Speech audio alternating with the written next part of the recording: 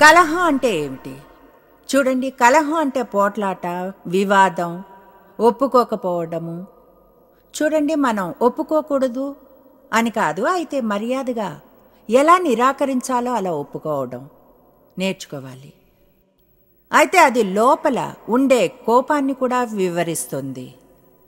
బహుశా నేననుకోవడం, చూడండి, ఎవరైనా అరుస్తున్నప్పుడు కోపంగా ఉన్నారని తెలుసు. ఎవరైనా అరిచి చెప్తుంటే దేని గురించి అప్సెట్ అయ్యారో కోపంగా ఉన్నారని తెలుసు. అయితే అందరూ చేసే ఈ విషయాలన్నిటి సంగతి ఏమిటి? అంతా బాగున్నట్లు ముఖం మీద చిరునవ్వుతో నటిస్తూ ఉంటే,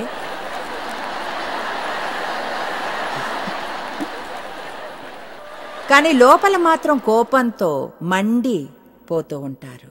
మీ ఇంట్లో ఎప్పుడైనా ఇలా ప్రవర్తించారా? మీ పిల్లల్లో ఒకరి మీద కోపంగా ఉన్నప్పుడు, లేదా మీ భర్త మీద కోపం వచ్చినప్పుడు, అయితే మీరు మాత్రం చిరునవ్వుతో నటిస్తూ నిన్ను క్షమిస్తున్నాను అనే ప్రార్థనను ప్రార్థించినా, వాళ్ళు మీ గదిలోనికి వచ్చిన ప్రతిసారి మీరు బయటికి వెళ్ళిపోవడం వేరే గదిలోకి.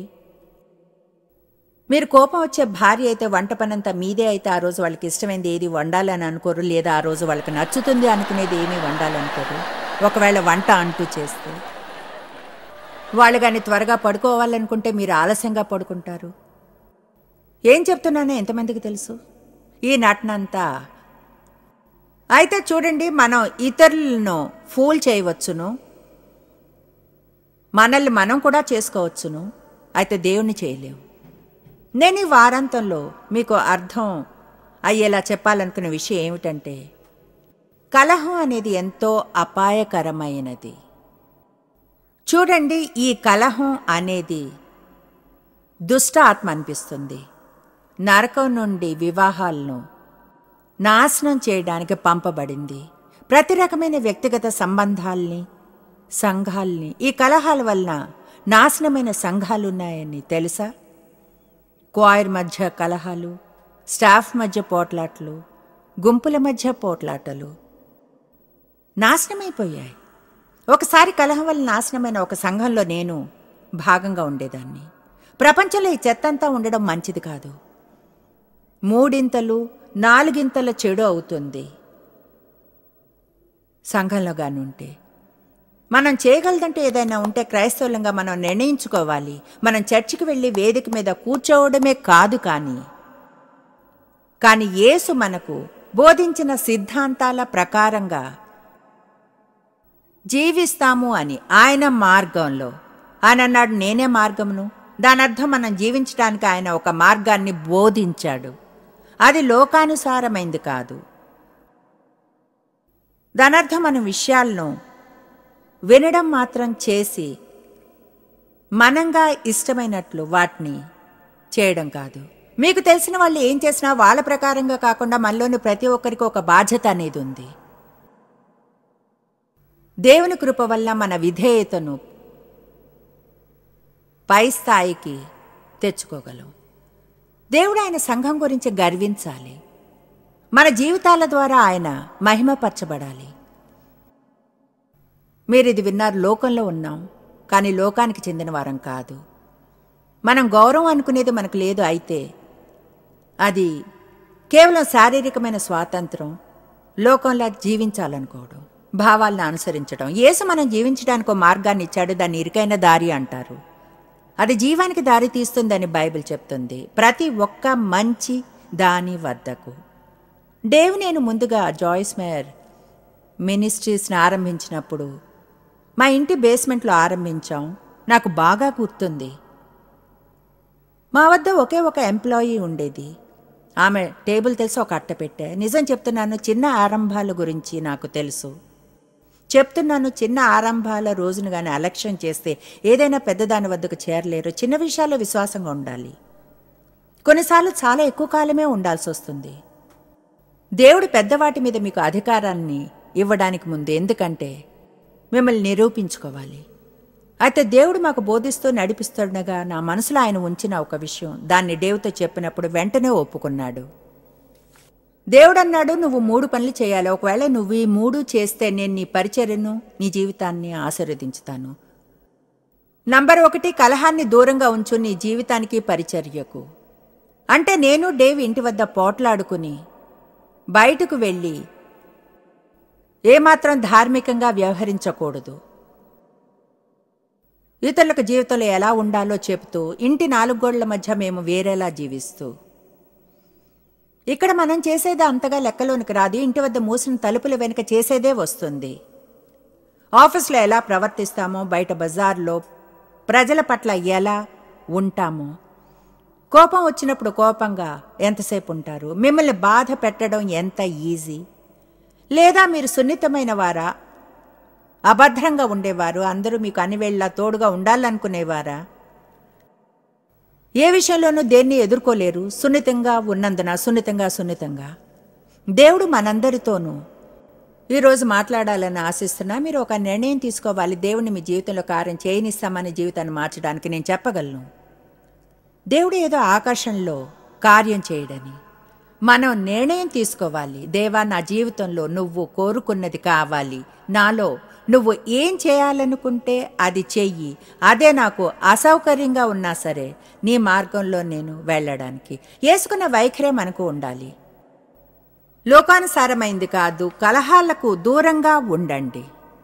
మీ పరిచర్యలో కలహాలను పెంచుకోకండి. మా పరిచర్య ఆరంభంలో ముందుగా కలహాలతో డీల్ చేస్తాం ఎంతగానో. అంటే ఒక ఎంప్లాయీని హైర్ చేస్తే ఇతర ఎంప్లాయీస్తో పోట్లాటకు దిగడం, లేదా వ్యర్థంగా మాట్లాడడం, లేదా ఇంకా ఏవేవో ప్రయత్నాలు చేయడం. నేను బాస్, ఇది ఇలా ఉండకూడదు, అలా ఉండకూడదు, ఇది ఇలా కాదు. మేము వెళ్ళి వారితో దాని గురించి మాట్లాడాం. ఎవరితోనైనా 2 సార్లు కంటే ఎక్కువ మాట్లాడలేదు. వాళ్ళకి పనిచేసేవారు కాదు జాయిస్ మేర్ మినిస్ట్రీస్లో. ఎందుకో చెప్తాను. కలహం అనేది చాలా డేంజరస్. అది విషంలా ప్రజల్లోకి పాకిపోతుంది. దాన్ని గాని ఎదుర్కొని ఆపకుంటే అది పాకిపోతూ ఉంటుంది, ఒకరి నుంచి మరొకరికి. ఐకమత్యం ఉన్న చోట ఆశీర్వాదం ఉంటుంది, ఐకమత్యం ఉన్న చోట అభిషేకం ఉంటుంది. భూమి మీద ఎవరైనా ఇద్దరు ఏకీభవిస్తే దేన్నైనా ముట్టుకుని వాళ్ళు కోరుకున్నది పొందగలరు. నాకు తెలుసు, మనం దాన్ని వింటాం. అయితే ఒప్పందంలో శక్తి ఉంటుంది. అయితే ఒకరితో ఒకరు అనుకోకుండా ఒప్పుకోం, ఎందుకంటే అందరం వేరువేరుగా ఉంటాం. నాకు తెలియదు ఎవరైనా సరే మరొక మనిషితో ఎలా కలిసి ఉండగలరో దేవుని శక్తి కానీ లేకుంటే. నిజంగా చెప్తున్నాను, కుదరదు. ఎందుకంటే ప్రజలందరూ వేరుగా ఉంటారు. మనందరికీ మనదైన వింతైన శైలి ఒకటి ఉంటుంది. విషయం ఏమిటంటే ఎవరితోనైనా ఎంత ఎక్కువగా ఉంటే అంతగా వింతైన భాగాన్ని చూస్తాం. ఆమేన్. అదెలా అంటే ఎవరితోనైనా 5 ఏళ్ళు డేట్ చేసి పెళ్లి చేసుకుని తర్వాత సడన్గా మీకు తెలియని విషయాలను తెలుసుకుంటారు. ఎందుకంటే మనం మనలోనే ఆ భాగాన్ని దాచేస్తాం మంచి అభిప్రాయాన్ని కలగజేయటానికి. అయితే మనం వారిని ఎక్కువగా పట్టించుకున్నప్పుడు అది బయటకు వస్తుంది. ఆయన అన్నాడే, నీ జీవితం నుండి కలహాన్ని తీసివేయాలి. మేం చేసిన విధానాల్లో ఒకటి, డేవ్ నేను ఒప్పందం చేసుకున్నాం, పోట్లాడుకోము అని. ఒకరి మీద ఒకరికి కోపం వచ్చినా, ఏదైనా సమస్య వచ్చినా దాన్ని పరిష్కరించుకుంటామని. నేను దేవునితో ఒప్పందం చేసుకున్నాను, ఎన్నడూ నటిస్తూ ఈ పుల్పిట్ పైకి రాను అని, ఎన్నడూ ఇక్కడకు రానని. ఒకవేళ ఏదైనా కోపం, క్షమాపణలేమి కానీ నా మనసులో ఉంటే, నేను ఏం చేయవలసి వచ్చినా, నన్ను ఎంతగా తగ్గించుకోవాల్సి వచ్చినా అన్నిటినీ సరి చేసుకుంటాను. ఇక్కడకు వచ్చి వాక్యాన్ని చెప్పడానికి ముందు నేను అనుకున్న దేవుని వాక్యం అభిషేకాన్ని తెస్తుందని ఒకవేళ ప్రజలు వేషధారులుగా గాని ఉంటే, మీరు చెప్పిన దాని మీద దేవుని అభిషేకం ఉండాలి, లేదంటే దానివలన ఏ మేలు ఉండదు. నేను ఏం చెప్పినా సరే దాని మీద పరిశుద్ధాత్మ అభిషేకం గాని లేకుంటే మీకు ఎలాంటి సహాయం చేయదు. ఏదో నా మధురమైన అందమైన స్వరం మిమ్మల్ని కట్టి ఉంచదు. ఇక్కడ దేవుని వాక్యం పైన ఉండే పరిశుద్ధాత్మ అభిషేకం ప్రజల్ని ఇలా ఉంచుతుంది, వాళ్ళని స్వతంత్రులను చేసే సత్యాన్ని వింటున్నందున. అయితే అది అభిషేకించబడాలి. మనందరం దేవుని నుంచి బలమైన అభిషేకాన్ని తీసుకెళ్ళాలి. మీరు పేరెంట్స్ బాధ్యతను చేస్తున్నా, లేదా బిజినెస్, లేదా ఏం చేసినా సరే అభిషేకించబడి ఉండాలి. మీ జీవితం పైన దేవుడించిన అభిషేకాన్ని త్వరగా అడ్డుకునే విధానాల్లో ఒకటి వేషధారిగా ఉండడం, మనసులో పగ, ద్వేషం ఉండడం, బాధనుంచుకుని ముఖం మీద చిరునవ్వుని చూపించడం, ఏదో ఏమీ లేనట్లు అంతా బాగానే ఉన్నట్లు ప్రవర్తించడం, అంతా బాగానే ఉన్నట్లు ప్రవర్తించడం. దేవుడు మాతో చెప్పిన 2వ విషయం, చేసే పని శ్రేష్టంగా చేయమని. శ్రేష్టంగా అంటే అమర్యాదగా కాదు, దాని అర్థం మీకున్న దానితో చేయగల ఉత్తమంగా చేయడం.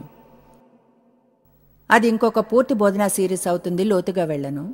ఆయన చెప్పిన మూడవ విషయం ఎల్లప్పుడూ నిజాయితీగా ఉండమని. దాని అర్థం మీరేం చేస్తామని చెబుతారో దాన్నే చేయడం, నిజాయితీగా ఉండడం. మీ బిజినెస్ డీలింగ్స్లో నిజాయితీగా ఉండడం. మీరు పనిచేసే చోటైనా 8 గంటల జీతానికి 8 గంటలు పనిచేయండి. పనిచేసే సమయంలో ఇంటర్నెట్లో ఆటలాడుతూ ఉండకండి. మీ ఆఫీస్ సమయాన్నంత అవసరం లేని మీ పర్సనల్ ఫోన్ కాల్స్ చేసుకుంటూ వృధా చేయకండి. చిన్న విషయాలు నక్కలు ద్రాక్ష తోటను నాశనం చేస్తాయి. ప్రజల జీవితాలను ఏం నాశనం చేస్తుంది? నిజం చెప్పాలంటే ఎక్కువగా చిన్న విషయాలే. వాటితో గాని డీల్ చేయకుంటే పెద్దగా మారి జీవితంలో ఎంతో భయంకరంగా మారిపోతాయి. యేసు అన్నాడు, దొంగ దొంగతనానికి, హత్యకు, నాశనానికే వస్తాడు. కానీ ఆయన అన్నాడు, నేను వచ్చింది మీరు జీవితాన్ని ఆనందించడానికి, సమృద్ధిగా పరిపూర్ణంగా పొంగి పొర్లేంత వరకు.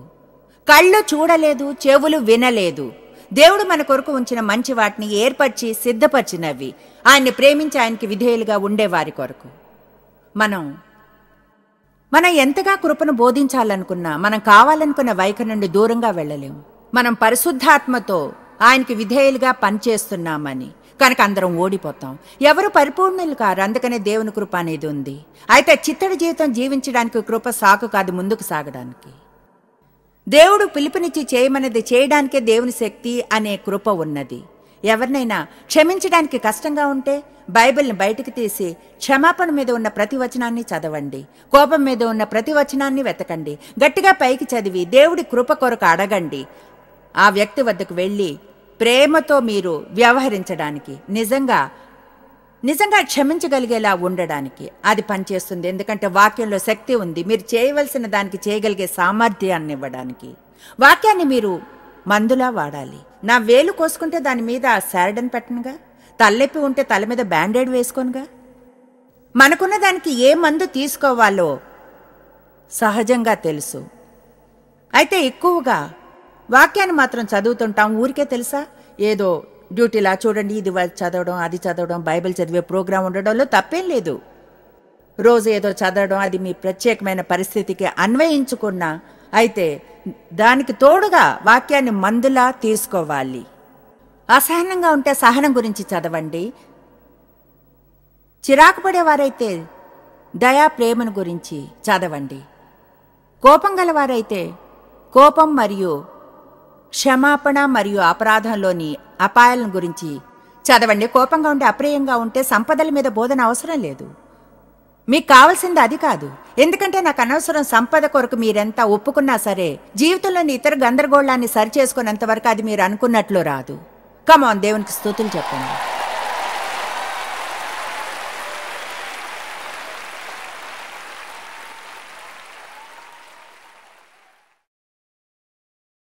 మన జీవితాన్ని కలహాలకు దూరంగా ఉంచడం గురించి మాట్లాడుకుంటున్నాం. అపరాధాల నుండి బయటపడడానికి, క్షమాపణలేమి నుండి, కోపం నుండి, మీలోని పగకు దూరంగా, మీలోని ద్వేషానికి. మీకో విషయం చెప్తాను, దేవుని మీద కోపం తెచ్చుకోకూడదు. కొంతమంది ఇలా అంటారు, తెలుసా దేవుడి మీద కోపంగా ఉంది అంటే క్షమించండి కఠినంగా మాట్లాడాలని కాదు. నేను భావుకమైన ఆ వైపును అర్థం చేసుకోగలను, అదెంతో బుద్ధిహీనత. ఎందుకంటే దేవుడు మాత్రమే సహాయం చేయగలడు. మన సమస్యలకు దేవుడు కాదు కారణం, శత్రువే. మన జీవితంలోని విషయాలు మనం అనుకున్నట్లు జరగనందున మనం దేవుణ్ణి నిందిస్తూ ఉండకూడదు. దేవుని మీద కోపం తెచ్చుకోకూడదు. ఎందుకంటే మీకు 50 ఏళ్ళు వచ్చిన ఇంకా పెళ్లి కానందున దేవుని మీద కోపం కూడదు. మీరు పిల్లలు కావాలనుకున్నా కలగనందున దేవుని మీద కోపం తెచ్చుకోకూడదు. ఎవరి స్వస్థత కొరకు విశ్వసించినా వాళ్ళు దాన్ని పొందకుండా, అంటే స్వీకరించకుండా పరలోకంలో దేవుని వద్దకు వాళ్ళు వెళ్ళినందున ఏ చిన్న మేలు జరగదు. దేవుని మీద కోపం తెచ్చుకున్నందున దేవుడు మీ స్నేహితుడు, ఆయన మంచివాడు. దేవుని మీద కోపం తెచ్చుకోవడంలో అర్థమే లేదు. జరిగే ప్రతిదీ మనం తెలుసుకోవాల్సిన అవసరం లేదు. మనం చేయవలసిందంతా ఇలా అండమే, దేవా నమ్ముతున్నాను, నిన్ను నమ్ముతున్నాను. ఇది ఎందుకు జరిగిందో నాకు తెలీదు, నాకు ఇది అర్థం కాలేదు, ప్రాణం పోయేంత బాధగా ఉంది, అయినా దేవా నిన్ను నమ్ముతున్నాను. నువ్వు గాని లేకుంటే నాకేమీ లేనట్లే. అంటే మనకేముందని దేవుడు గాని లేకుంటే నిజంగా మనకేమీ ఉండదు. ఒకవేళ దేవుడు గాని లేకుంటే. ఎందుకంటే లోకం వద్ద ఖచ్చితంగా మన కష్ట సమయాల్లో ఓదార్చడానికి అసలేమీ లేదు కనుక. మీపై మీరు కోపం తెచ్చుకోకూడదు, ప్రజల మీద తెచ్చుకోకూడదు, దేవుడి మీద తెచ్చుకోకూడదు, గవర్నమెంట్ మీద కోపడి లాభం లేదు, అలాగే పోస్ట్ ఆఫీస్ మీద, పచారీ కొట్టు మీద కోపం తెచ్చుకోవడంలో పాయింట్ లేదు. సామాన్ల ధర ఎక్కువ ఉన్నందున, లేదా గ్యాస్ సిలిండర్స్ మీదనో గ్యాస్ ధర పెరిగిపోయినందున. మీకు విషయం చెప్తాను, మనం కోపం నిండిన లోకంలో ఉన్నాము. అయితే మనం దేవుని బిడ్డలమని పిలుచుకునే మనం ఆ కోపం గ్రూపులోని భాగంగా ఉండకూడదు. మనం అవుతామని నా బాధ. ఒకవేళ నిర్ణయంగాని తీసుకోకుండా అలా కాము అని. ఎందుకంటే జరిగే ప్రతి దానిలోనూ కూరుకుని పోవడం అంత సులభం కనుక. అంత్యకాలపు సూచనలో ఒకటి ఏమిటంటే ప్రజల ప్రేమ చల్లబడి పోతుంది అనడమే. మనం ఎంతో జాగ్రత్తగా ఉండాలి చల్లబడ్డ ప్రేమ నడకను గురించి. బహుశా అది దాని గురించి మనందరం మాట్లాడుకోవడమే. ఎందుకంటే అలా చేయడం క్రైస్తవ విషయం. అయితే అసలు మనం అలా చేయం. కోపంగా ఉండి మన నుంచి దేవుని ప్రేమ ప్రవహించడం అసాధ్యం.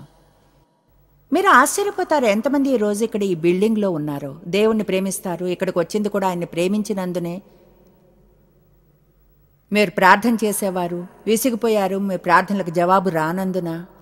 అయినా బైబిల్ స్పష్టంగా చెప్తుంది, మనం ప్రార్థించినప్పుడు ఎవరి పట్లైనా ఏమైనా ఉంటే దాన్ని వదిలేయాలని, వదిలివేసి మర్చిపోవాలి అని. ఎందుకంటే అలా చేయకుంటే దేవుడు ప్రార్థనలకు జవాబు ఇవ్వలేడు.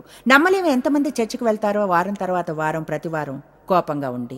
చాలాసార్లు కోపంగా ఉన్న వారితో కలిసి చర్చికి వెళ్దాం. నేను ఆట చాలా ఏళ్ళు ఆడాం. అపవాది గాని ఎలాంటి కలహాన్నైనా మొదలు పెట్టాలంటే దాన్ని అతడు చర్చి సమయంలో లేదా చర్చి రోజున చేస్తాడు. ఏమైనా పోయినా, పిల్లలు చెడుగా ప్రవర్తించినా, ఏమైనా జరిగినా కూడా చర్చి రోజున అవుతుంది. ఎందుకంటే సాతాను చర్చిలోకి కలతతో వెళ్ళాలి అనుకుంటాడు. పరిశుద్ధాత్మ మన లోపల నాటాలి అనుకునే విత్తనం వేరు పారకుండా ఉండేలా. అందరం లోపల కలతగా ఉంటే మనం చేతులను ఎంతగా ఎత్తి గట్టిగా దేవుని పాటలు పాడినా, క్రైస్తవ్యపు భాషను ప్రయోగించినా మనకు తెలుసు దేవునికి స్తుతులు, థ్యాంక్ యూ యేసు, హల్లెలూయా, దేవునికి మహిమ. ఎలా ఉన్నారు డేవ్ జాయ్స్? ఓ దేవునికి స్తుతులు, దేవునికి మహిమ. ఇక్కడికి వచ్చినందుకు సంతోషంగా ఉంది. తెలుసా చర్చికి వెళ్ళేంత వరకు పోట్లాటే, తిరిగింటికి వెళ్ళేంత వరకు. మీరు ఆశ్చర్యపోనక్కర్లేదు జీవితంలో పనులెందుకు జరగడం లేదో అలా చేస్తున్నందువల్లనే. ఇప్పుడు మనం ఫిలిప్పీ 2:2 చూద్దాం. 2వ వచనాన్ని. నా సంతోషమును సంపూర్ణము చేయుడి. పౌలు అన్నాడు, మీరు ఏక మనస్కులగునట్లుగా, ఏక ప్రేమ కలిగి, ఏక భావము గలవారుగా ఉండి ఒక్కదాని యందే మనసుంచుచు.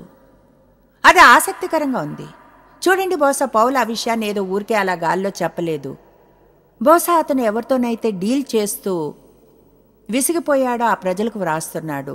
కుంచిత స్వభావం, ఒకరిపై ఒకరు ఫిర్యాదులు చేసేవారికి అతను ఒకలా, ఈరోజు నేను ఇలా చెప్తాను, నన్ను సంతోషపరచాలంటే కలిసి ముందుకెళ్ళు.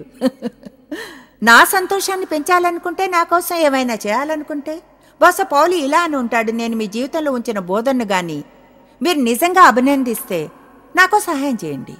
చిన్నగా ఉండకండి, ముందుకు సాగండి.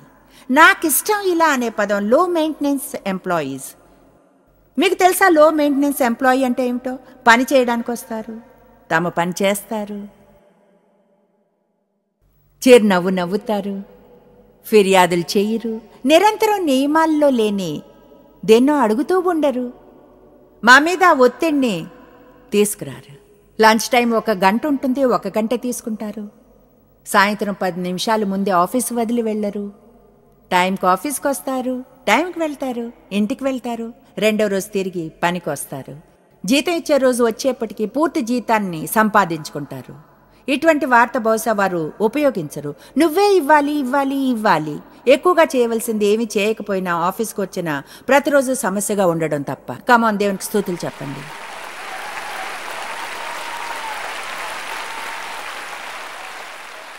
బహుశా ఇప్పుడు కొందరికి ఉద్యోగం కావాల్సి ఉందేమో. గతంలో మీరు చేస్తున్న దాని గురించి ఎల్లప్పుడూ ఫిర్యాదులు చేసిన ఉద్యోగం దొరికినా మీకు ఇష్టమే.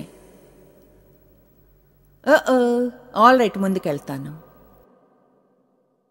కక్ష చేతనైను, వృధాతిశయం చేతనైను, పోట్లాట, స్వార్థము లేదా అయోగ్యకరమైనవి లేదా మోసము, ఆగ్రహం వలన కానీ ఏమీ చేయక బదులుగా వినయమైన మనస్సు కలవారై. ఇప్పుడు మనం కానీ ఈ వారంతంలో కలిసి ఉండాలని అనుకుంటే ఎక్కువగా వినయం గురించి చెప్పుకోవాలి. ఎందుకంటే కలహం అనేది ఉన్న చోట ఎప్పుడు గర్వం ఉంటుంది. ఒకవేళ ప్రజలు కలిసి ఉంటే ఎవరో, బహుశా వారిద్దరూ, అయితే ఇద్దరూ కాకపోవచ్చును, ఎవరో ఒకరు వినయంగా ఉండి ముందుగా క్షమాపణ చెప్పడానికి ఇష్టపడాలి. ముందుగా ఇలా నాలి, చూడు నేను రైట్ అనుకున్నా, బహుశా కాదేమో, బహుశా నాదే తప్పు, ఐఎమ్ సారీ, కలిసి ఉందాం. ఎవరో ఒకరికి తగినంత వినయం ఉండాలి. మరొక అభిప్రాయం అనేది లేకుండా, లేదా చివరిగా చెప్పే మాట. మీకు తెలుసా, మీరు వినయంగా ఉన్నారనుకుంటే లేనట్లే. నా దగ్గర గర్వం మరియు వినయం టేపులుండేవి, ఒకటి అమ్ముడు పోలేదు. కావలసిన వారికి చాలా గర్వం వాటిని కొనడానికి. ఎందుకంటే వాళ్ళు వాటిని కొంటుంటే ఎవరైనా చూస్తే వారికి గర్వం అని అనుకుంటారేమో. కనుక చూడండి, మీరు వినయం కలవారు అనుకుంటే అప్పుడు బహుశా నిజమైన సమస్య ఉంది. వినయమైన మనస్సు కలవారై ఒకరినొకడు తన కంటే యోగ్యుడని ఎంచుకొనుడి. దాని అర్థం మీ గురించి మీరు తక్కువగా చూసుకోమని కాదు. అయితే దాని అసలు అర్థం మీ గురించి మీకు మంచి అభిప్రాయం ఉండాలనుకునే ఇతరుల గురించి కూడా మంచి అభిప్రాయాన్ని ఉంచుకోవాలి. అందరూ నిజాయితీగా ఉంటే మనకు తెలుసు కొంతమంది ప్రత్యేకమైన వారు మన జీవితాల్లో ఉంటారని. వాళ్ళు ఏం చేస్తున్నారో వారికి తెలియదన్న వైఖరి మనకు ఉంటుంది. అలాగే ఏం మాట్లాడుతున్నారు. నిజం ఏమిటంటే దేవుడు మీతో ఆ వ్యక్తి ద్వారా డైరెక్ట్గా మాట్లాడుతున్నాడు. వారి ద్వారా అది మీకు రాకపోవచ్చునో లేదా నాకు, ఎందుకంటే ముందే మనకు వారి గురించి వాళ్లకు అహంకారము, గర్వము అన్న అభిప్రాయం ఉంటుంది. కనుక ఏమనంటే వారు మనకు ఏ విధంగానూ విలువైనదేమీ చెప్పలేరు అన్నట్లుగా మనం ప్రార్థించాలి. దేవా, ఎవరి ద్వారా అయినా అందరి ద్వారా నాకు నేర్పించు. పిల్లల ద్వారా నేర్పించు, గొప్ప వాళ్ళ ద్వారా, బీదవాళ్ల ద్వారా, నీకు నచ్చిన వారి ద్వారా నేర్పించు. ప్రత్యక్షంగా నేను పట్టించుకోని వారి ద్వారా, దేవా, నా చుట్టూ ఉన్న ప్రతి ఒక్కరి ద్వారా నేర్చుకోవడానికి ఇష్టపడేలా చెయ్యి. ఆమేన్. నాకు అనిపిస్తుంది గౌరవం, మర్యాద అనే వాటిని క్రిస్టియన్ సర్కిల్లో సరి చేసుకోవాలి. ఒకరినొకరం గౌరవంగా చూసుకోవాలి, ఒకరినొకరికి మర్యాదనివ్వాలి, ప్రతి ఒక్కరిని విలువైన వారిగానే చూడాలి. అంతేకాని మన ఇన్నర్ సర్కిల్లో ఉన్న వాళ్ళతో ముగ్గురు నలుగురిని మాత్రమే చూస్తూ అందరినీ గౌరవంగా చూడాలి. దేవుడు అందరినీ ప్రేమిస్తాడన్నది మనం తెలుసుకోవాలి. ఎవరిని అమర్యాదగా చూడకూడదంటాడు. అది దేవునికి ఎంతో ముఖ్యమైంది. మనల్ని మనం విధేయులుగా చేసుకుని మంచి వైఖరి కలిగి ప్రజలను గౌరవించి వారికి మర్యాదనివ్వాలి. 4వ వచనం, మీలో ప్రతివాడును తన సొంత కార్యములను మాత్రమే కాక ఇతరుల కార్యములను కూడా చూడవలను. కుటుంబంలోని కలహాన్ని దూరంగా ఉంచడానికి ఇదొక మార్గం. ఇతరులు ఏమనుకుంటున్నారో చూడండి. స్వార్థంగానే ఉండకండి. స్వయం కోసం ఆలోచిస్తే ఎప్పుడు మీరు అనుకున్నదే జరగాలని, జరగకుంటే కోపం వస్తుంది. నాకు అదంతా తెలుసు, ఎందుకంటే అలా ఏళ్ల తరబడి జీవించాను, ఎన్నో ఏళ్ళు. అనుకున్నది జరగకుంటే ఊరుకోను, ఎందుకంటే అనుకున్నది జరిగే వరకు కోపంగానే ఉండేదాన్ని. అలా చేశాను ఎందుకంటే అలానే పెరిగాను కనుక. నా తండ్రి నాకు నేర్పింది అదే. నేను చూశాను, కోపంతో ఇతరులను ఆయన కంట్రోల్ చేసేవాడు కనుక నేను కూడా అలానే చేసేదాన్ని. దేవునికి అది అప్రియమైనదని అర్థం చేసుకునేంత వరకు ఏమనంటే మనం అనుకున్నది జరగకున్నా గొప్ప వైఖరి ఉండాలని అనుకుంటాడని. మీకు అది తెలుసా? కొన్నిసార్లు దేవుడు మీరు అనుకున్నది జరగకుండా ఉన్న మంచి వైఖరి ఉండాలి అనుకుంటాడు. ఇది ఎవరికైనా చెప్పాలి, ఎందుకంటే మీకు ఇది అర్థం కావడం లేదు. కొన్నిసార్లు దేవుడు మనం అనుకున్నది జరగకుండా చేసిన మంచి వైఖరి ఉండాలంటాడు. మనం కానీ త్యాగం చేస్తే ఆ త్యాగాన్ని మంచి వైఖరితో చేయాలి. కొన్నిసార్లు నేనే చెప్పుకుంటాను, ఇప్పుడు సరేదేవాది నేను అనుకున్నట్లు జరగలేదైతే అది నా మంచి కోసమేనేమో. దేవునికి స్తుతులు. ఎన్నో ఏళ్ళు అప్సెట్ అయి జీవించానో, అనుకున్నది జరగలేదు అంటే సంఘర్షణ జరుగుతుంది. అప్సెట్ ఫీల్ అయిన ప్రతిసారి అనుకున్నది జరగదు, అది సంఘర్షణ. జీవితంలోని అభిషేకాన్ని ఆపుతుంది, జీవితంలో సంపద రాకుండా అడ్డుకుంటుంది, శాంతిని దొంగిలిస్తుంది, సంతోషాన్ని, మీ ప్రేమ నడకను ఆపుతుంది. దాని గురించి దైవికమైనది ఏమీ ఉండదు. ఆమేన్. ప్రార్థిస్తున్నాను ఈనాటి బోధన మీ జీవితంలో ఉన్న ఎలాంటి కలహంతోనైనా డీల్ చేయడానికి కదిలిస్తుందని, శాంతిలో నివసించడానికి స్థిరమైన నిర్ణయం తీసుకునేలా. కీర్తనలు 34:14 చెప్తుంది, కీడు చేయుట మాని మేలు చేయుము, సమాధానం వెతికి దాని వెంటాడుము. మనం ఉత్సాహంగా శాంతిని వెతికి దుఃఖంలో జీవించడానికి ఇష్టపడకూడదు. నేనే మీరైతే మిస్ చేయను, వెంటనే సంప్రదించవచ్చుగా. ఈ బోధనలు పొంది వాటిని మీ మనసులో పదిలపరుచుకోండి, శాంతి ఫలాన్ని చూడగలిగేలా. మీరంటే మాకు ప్రేమ. God bless you. మీ జీవితం కొరకు ఆయన వద్ద మంచి పథకం ఉంది కనుక దాన్ని మిస్ చేయకుండా చూసుకోండి.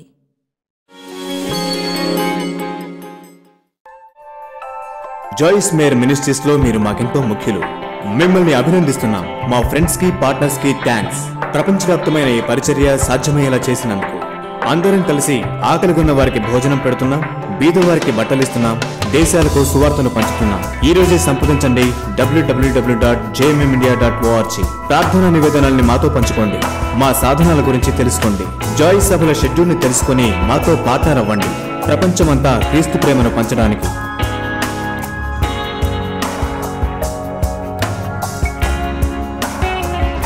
ఈ ప్రోగ్రాం జాయిస్ మేయర్ మినిస్ట్రీస్ పార్ట్నర్స్ మరియు ఫ్రెండ్స్ ద్వారా స్పాన్సర్ చేయబడింది.